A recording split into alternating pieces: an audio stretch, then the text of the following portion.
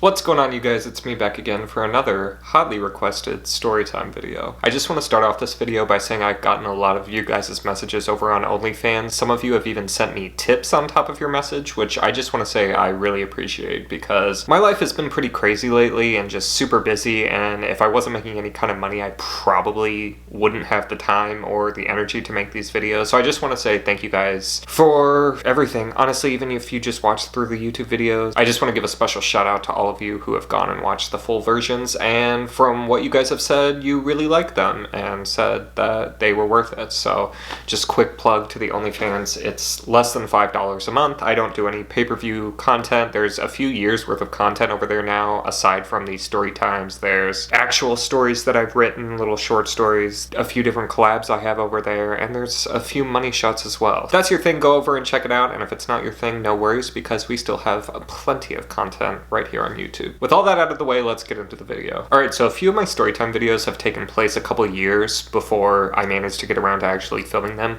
but this one is actually pretty recent. It's only from a few weeks ago. I don't know what it says about me that I have so many of these weird hookup stories. I just have to make peace with the fact that my job isn't to convince people that I'm a saint, because I have a decent amount of these stories. This one is from pretty recently. Alright, so I will preface this by saying this was after a particularly long day at work, so I was already just kind of fed up with things, and I don't know, I just wasn't dealing with anyone at this point, and that's what prompted me to go to a gay club on the other end of the city. And I think by the time I left, it was already after 1 in the morning because I had just been working. I was so tired, but I knew that I wasn't going to be going to bed anytime soon, and I just couldn't work anymore. I was just kind of in a bad mood, and I was like, you know what, I'm going to do something fun. I'm going to drive 40 minutes across town to the gay club, see if I can get some action. This is one of the raunchier gay clubs. I highly suggest before you go to any gay bar, gay club, Google it and see their website and just kind of see what's going down, because some of them are very wholesome. They're more just like bars. You can go to drag shows. This one was more the ones where, oh, you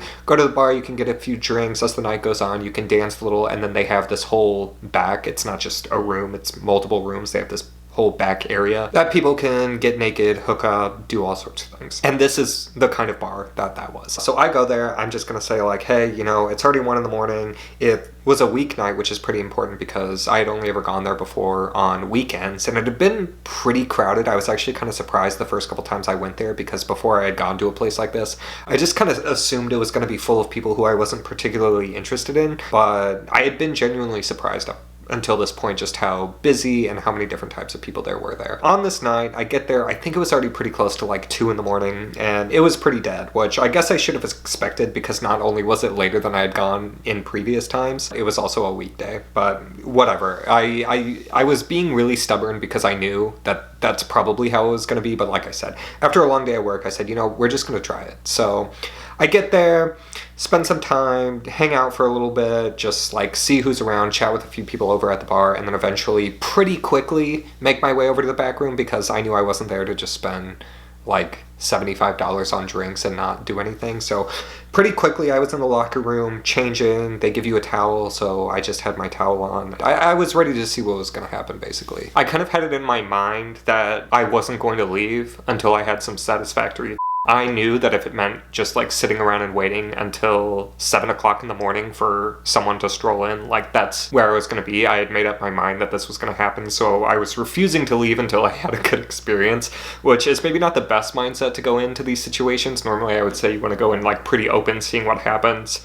But like I said, I was through with it, and I was like, you know, this is going to happen. I don't care if it's a Tuesday in the middle of the work week and it's freezing outside, nobody's going to be here. I was like, nope. It's gonna happen. So we're gonna manifest a hot guy coming through that door. And eventually I did. Now, normally I'm not very, I don't know what the word is. Normally I'm not very showy, despite how it may seem with my content on the internet. When I go to these places, I'm more kind of hugging the wall, staying around in the corners. I'm not trying to make a scene. I'm not walking around with my d out all the time. I'm just kind of like playing it cool, waiting back, and then waiting for other people to approach me. Today I knew that wasn't going to be an option because the pickings were just too slim. At certain times you can't afford to be the person who's like a wallflower waiting for someone to come and give you attention. That wasn't going to happen, so I did something that I normally don't do.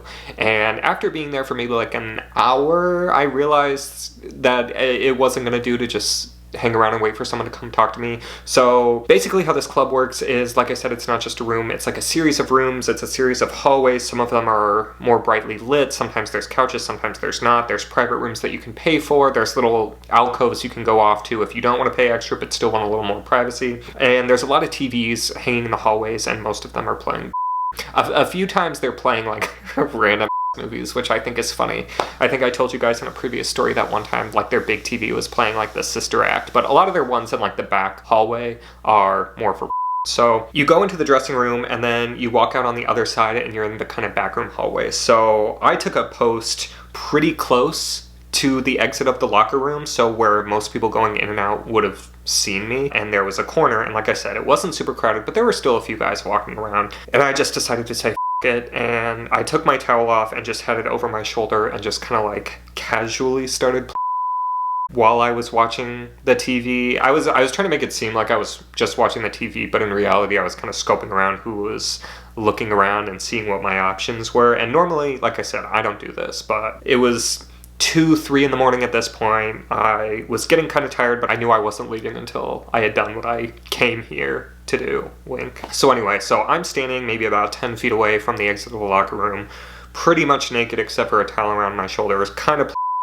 And there are a few guys who walked around, showed some interest. This is not like uncommon. I don't want people to think that I'm like some crazy exhibitionist. Like, lots of people do this kind of thing here. It's actually pretty common. It's just not something that I personally normally do. I mean, you're allowed to just like walk around naked. No one's gonna stop you. If you want to kneel down in the locker room and start, people aren't going to stop you. That's kind of what it's there for. That's the vibe of this place. So anyway, I'm just kind of like casually toying with myself, watching the TV, keeping an eye on who's walking hither and thither. There are a few guys who had approached, and I just wasn't super interested. So normally I feel like you can get away with just like body language. You're not really facing them, not really paying them any attention. And I'd say 7 or 8 out of 10 times the guy will normally get that you're not that interested and just kind of walk away.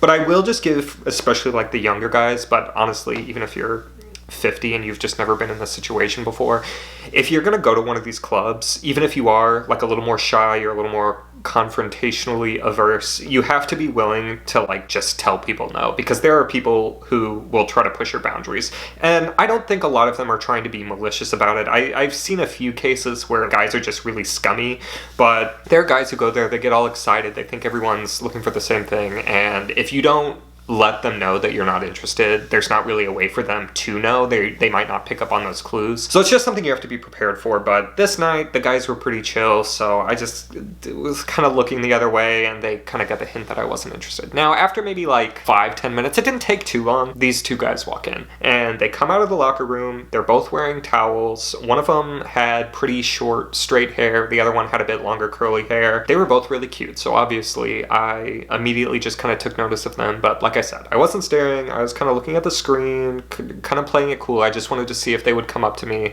Again, still, I don't like walking directly up to people, even if I'm willing to put on more of a show so people will come up to me. I'm not the kind to like directly go up to someone and try to start hooking up with them. But the thing about these two guys is, when I first heard them talking, I wasn't really sure what I was saying, and I have a lot of embarrassing stories about not being able to tell what language people are speaking. And by that I mean, there are times where I think people are speaking a different language only to realize that they were just speaking English and I'm just an idiot.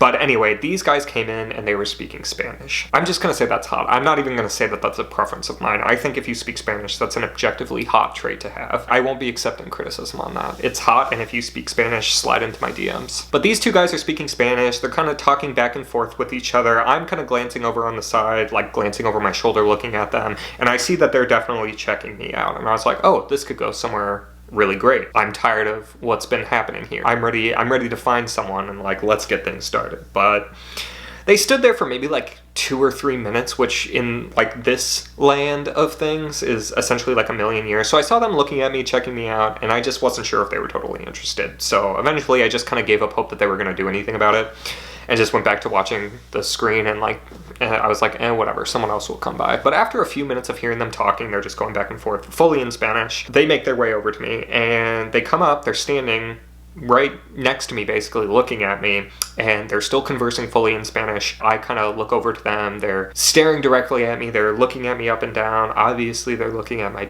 I was kind of looking them a little up and down, playing a little bit coy. But eventually, after them going back and forth a few times in Spanish, the guy with the long curly hair looks at me and says like, hey, both me and my friend think you're pretty hot. I was like, oh, great. You speak English, so we're going back and forth a little bit, just chatting. I told them that they were hot too, because they just were. They were both pretty hot, so I tell him that. He's kind of going back and forth, talking to his friend in Spanish, and then he'll talk to me in English. So I got the hint pretty quickly that this was the other guy's translator. The other guy, I could hear him sprinkle in a few English words, like he would say one or two to me, but then he would just go back to speaking in Spanish. So I think he spoke a tiny bit of English, but not nearly enough to like fully communicate with me. And the other guy, he did have an accent, so I'm not totally sure if English was his first language or not, but it wasn't so thick that I couldn't understand what he was saying. Like I would definitely say he was fluent in English. I didn't have a hard time understanding what he said. So after a few minutes, they're kind of talking back and forth. The translator's talking to me, talking to his friend, kind of unprompted. We'd been giving each other eyes, but he didn't really say what he was going to do. The translator just gets down on his knees and starts. And by kissing, I don't just mean kissing, I mean he's like fully making out with tongue. This eventually leads to him, and his friend didn't speak any English, is just kind of like watching. He's stroking himself through the towel. I'm having a great time. They were both really hot. So he does this for about a few minutes and then pulls off and kind of waves his friend over. So, and like, I'm totally okay with that. So they switch places, and then the guy in Spanish is not, I was going to say he's in Spanish. The guy who only speaks Spanish is, he's not in Spanish. Although if he could, I would let him. So he's doing that, and then the translator guy gets up and he's kind of standing with me, kissing me a little bit, and we're just kind of chatting and hanging out, and he was saying that like, oh yeah, it was his friend's first time here. He was really excited, looking to try something different, but he wanted to go with him because he knew most of the people here aren't gonna speak Spanish, so he wanted to be there with him and kind of help him through it. Maybe him a little bit? Like, is that what this is? I don't know. But, so we're having like a full conversation while his friend is, which, another thing, is just kind of like hot. He's and I'm just like having a conversation with this other guy while his friend is going down on me. The thing you should know about these kind of clubs is if you're in a space like this, people are going to stop and watch, especially some of the guys who aren't getting as much action. You're not super interested. And again, while I fully believe that you have to go to these places with firm boundaries and set, and you can absolutely tell someone at any time that you're just like not interested for any reason, it does kind of become hard when you're standing in the middle of a public space to not stop people from watching.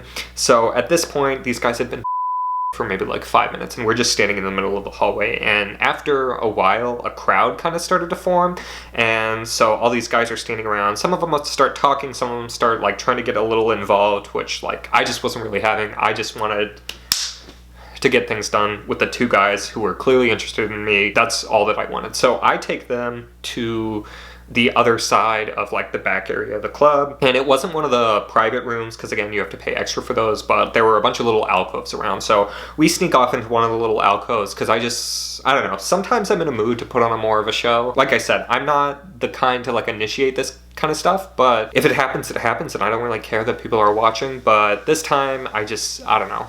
The audience was trying to participate a little too much, and I wasn't really having that. So we sneak off to one of the back alcoves and get down to business. Now, up until this point, I had my towel on my shoulder, and both of them had their towels kind of wrapped around their waist. A few times I had reached in and like a little bit, so I knew that they both had pretty nice. But once we get to the alcove, all towels are on the floor. Neither of them seem particularly interested in getting off. You can kind of tell just like based on body language and how interested they are in you touching them versus them touching you.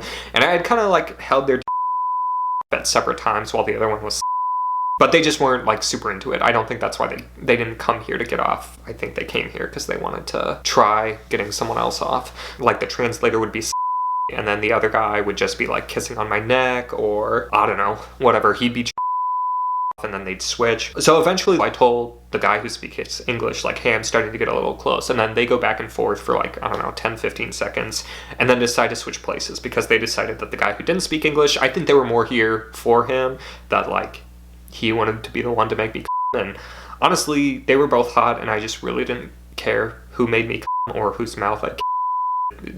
It really didn't matter at all to me. Eventually the guy doesn't speak any English. He's down on his knees. So I was getting close. The other guy kissing my neck, playing with my nipples, all sorts of things. They were both kind of playing with their own. which I think is hot. I like to, like, I don't know, I like when a guy's going down on you I like to tell that he's enjoying it. I don't want to make him feel like it's a chore, but they were both clearly enjoying it. So anyway, this goes down, and occasionally the kind of gets off for a second and they'll exchange a few words in Spanish and then he'll go back to it, and the translator is like whispering some hot things in English, but then he kind of slips into Spanish and then they're talking to each other and I'm not really understanding, but I'm getting kind of lost because I'm getting kind of close. And something about hooking up with two guys who are having a conversation that you just can't understand at all is so hot. Like, you have no idea what they're saying, but they're talking to each other, they're clearly enjoying it, and then so this guy's just like whispering into my ear, the other guy, and after another like 2 or 3 minutes I just came. And right before I was gonna come, I told him I was about to, so his friend told him, and then he kind of pulls off and I just start like literally like, and then after I think like 4 or 5 he puts his mouth back around it and just the rest. And then I was done and he spent another like 5-10 seconds just like, which is again what you should be doing if you're trying to give someone like a top tier. That's like a prerequisite to it. Anyway, I finish up. I kind of asked the translator, I was like, hey, do you guys want to like do anything else? Like, I never want to be the person who just like gets and then dips. But they just like really weren't that interested in it. They were like, no, it's fine. Like, we already, like, this is kind of what we wanted to do. We were just testing the waters at first, and that's what they did. So then afterwards, the guy wiped it all off his face with his towel. They went back to the locker room. They were just going to change and get ready to go. I was kind of a mess, so I took a quick shower because they have some showers and just like places you can rinse off, which is a good idea because a lot of people are leaving kind of a mess. So I did that, and then I went back to the locker room, got dressed, headed home, and I think I was home around like 4:35, so it was not 4:35, 4:30 or 5, so it's before the sun rose, which is great because I don't like being awake when the sun rises because it makes me feel like I've been up like way too late. But if it's not light outside yet, I can trick myself into thinking it's a normal time going to bed. So anyway, yeah, it was hot. I would absolutely recommend it. I would have slept with either of them individually, but sleeping with both of them at the same time was really hot. And it was also kind of hot because I could tell they weren't like super into each other, like they weren't dating, because the entire time that they were like or doing whatever, they weren't really playing with each other. So it's not like they were dating. I genuinely just think they were like friends who came to this club together. So definitely super hot. I had a great time. I really wasn't sure after being there for like an hour that I was gonna get what I had gone there to do, but it ended up being one of the better experiences of my time at this club. Not that I've been that many times, but you know, it was great, and if I see them there again, I will hook up with them again, because the whole experience didn't last too long. I normally like, if the guy's really hot and I've driven all this way, because again, the club's probably like 40 minutes or an hour from my house, I don't mind spending a little bit of extra time there, but at this point it was already kind of late, so we just wanted to like get in, get out, done, and it was, again, cannot recommend enough hooking up with people who you don't speak the same language as. It was hot. It was helpful to have a translator so you're not getting too lost. If you can find someone who doesn't speak your language and then also has a translator and you can hook up with both of them, I would say it's a 10 out of 10 recommendation. But yeah, that's about it for the story time. I'm not entirely sure how much I had to cut out for YouTube, so it's always just kind of an experiment. I try to leave myself in little cues of like things that I could say for just YouTube versus saying it on OnlyFans. But if you guys like the story, check it out on OnlyFans. Again, lots more content over there. I just appreciate all the people who are interested in these videos, and let me know if you have any suggestions or things you want to hear or things that aren't necessarily just story time. Sometimes I make other videos too, just because, I don't know, I don't have an infinite number of stories, but I do have a lot, and honestly sometimes I just like talking about different things. So that's it for this one. Hope you guys are having a good week leading up to Christmas, and I will see you in the next one.